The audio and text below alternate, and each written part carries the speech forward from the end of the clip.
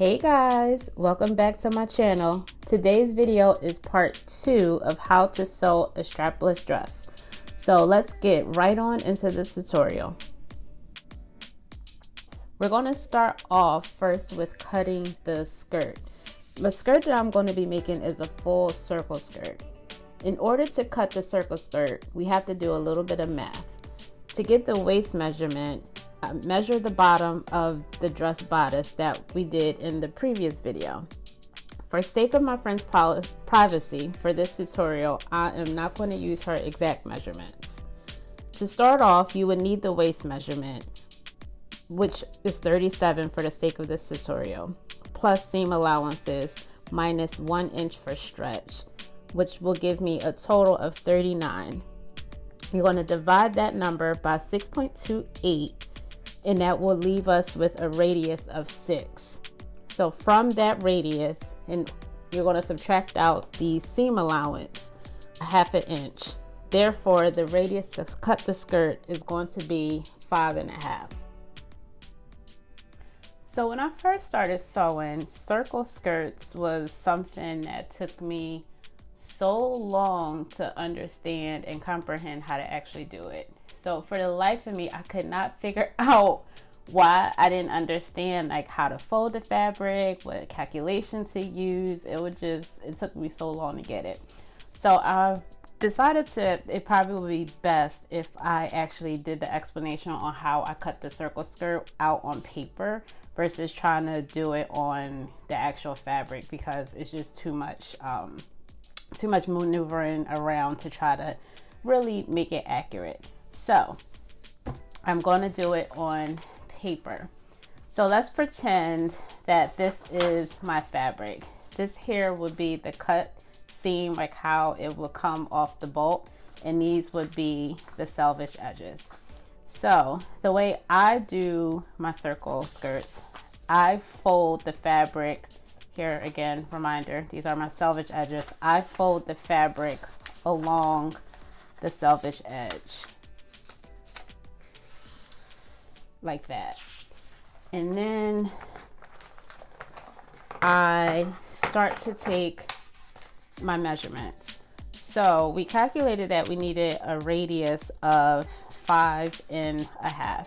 So I would take my measuring tape, and along the fold, this is the fold of the fabric here, I would get my measuring tape, and let's just pretend that this is 5.5 here. I would just keep going around here, here, here, here. So the fold of the fabric is always going to be my center back or my center front. And then this is the selvage edge. That's going to be where the side seam falls. In order to get the length of the skirt, you have to figure out how long you want the skirt. So for this circle skirt, I'm going for a high-low look, but the high-low, the front of the skirt is actually shorter than the skirt at the seams. So I know that I wanted my skirt to be about 14 inches in the front. So in order to get the total length of how much I need, I add the length, which is 14, plus the radius of the skirt, which is 5.5. So that gave me a 19.5. So let's pretend that this here is 19.5. So take the 19.5, which let's pretend it's just here. And at the side seam, I want my skirt to be 20 inches long. So same math, 5.5 plus 20 is 25.5.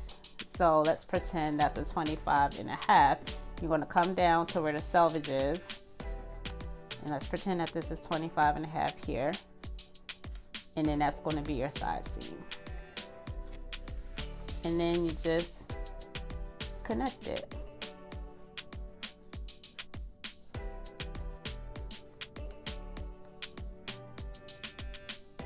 So this is going to be the front of the skirt, and then cut it out. This is a little janky, but let's go with it here. And then so cut out, and then you're going to cut out the waist.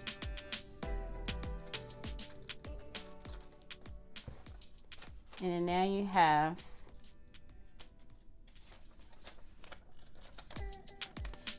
one half of your circle skirt. So this is the front. Now, in order to do the back, you want to follow the same method. So again, here, this would be the cut edge where you cut the fabric off the bulk. This is my selvage edge here. Fold it down along the selvage edge.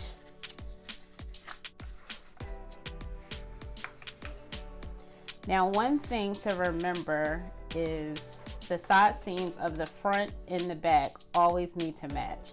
So I usually just lay the front piece down on top of the folded fabric. So here's my fold again here, and then this light is terrible. And then here's my side seam. So I make sure that the side seam matches.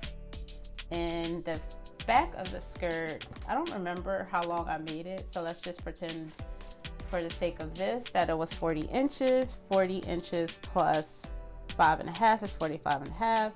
Measure down to 45.5. Let's just pretend it's right here. And then I just keep measuring round, spin the measuring tape round, spinning around here until I get back to my 25.5, which was my side seam, which is there.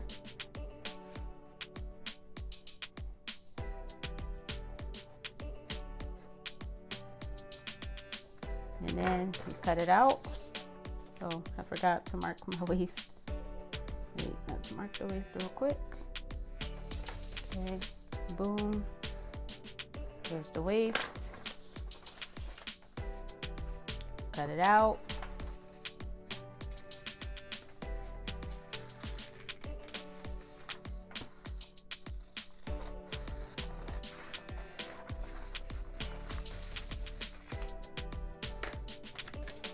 And here's the back of my skirt, if I can open it. Okay, here's the back, and this is how we got it so long. And if you attach the front,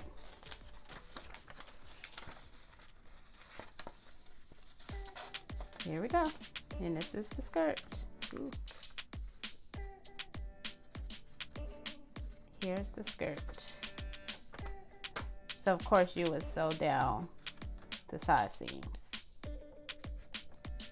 And then also, depending on the style of your skirt, but for this skirt I need a seam allowance, so you would just cut down, I need a zipper, so you would just cut down the back.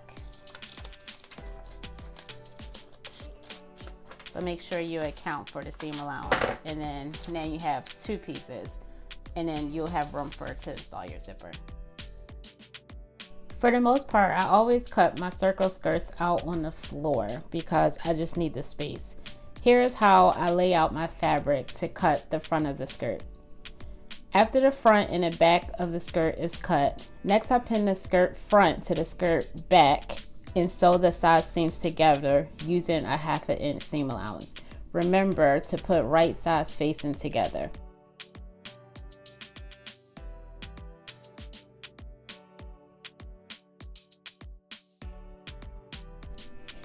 Once the skirt side seams are sewn together, this is what the skirt should look like.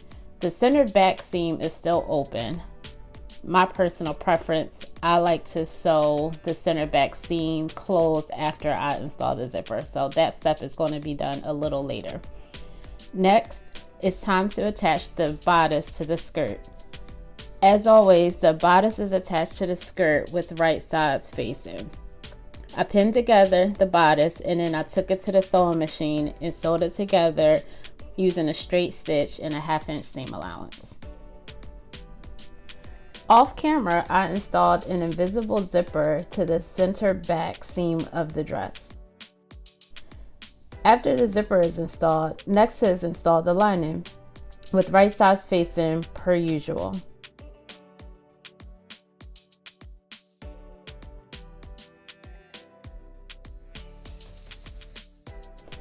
One quick tip, I really try to limit the amount of hand sewing I do. So during this step, I also take the time to sew the lining to the zipper tape.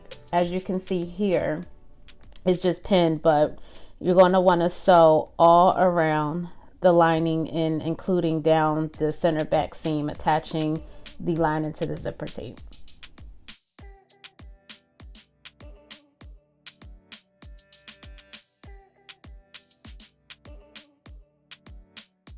Once the lining is all attached, the next step is to trim the excess fabric to get rid of any bulk. Especially since this neoprene that I'm using is really thick, you want to make sure you get rid of all that excess fabric above the seam allowance because you want your garment to lay nice and flat against the body.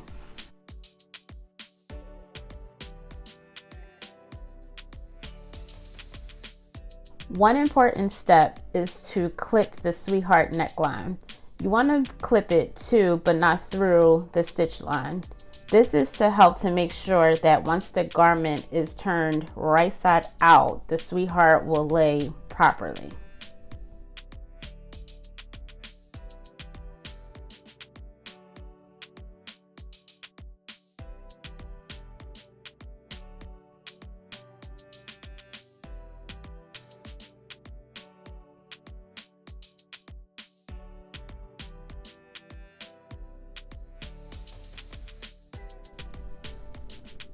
Here you can see that the lining is attached to the top of the dress as well as down the center back of the bodice.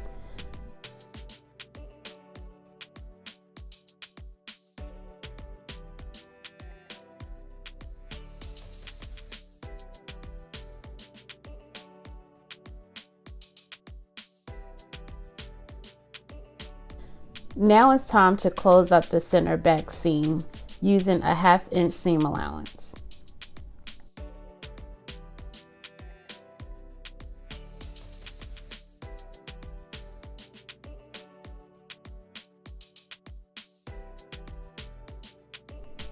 The final step is to close up the lining. You can choose any method you desire, but for this particular dress, since only the bodice is lined, I chose to hand stitch the lining down to cover the waist seam. It takes a little bit more time, but to me, I like how it makes the garment look very, very neat and clean in the inside. So that's just my personal choice. You can do however you feel. And now the dress is complete. Here's a picture of my friend wearing the dress at her event.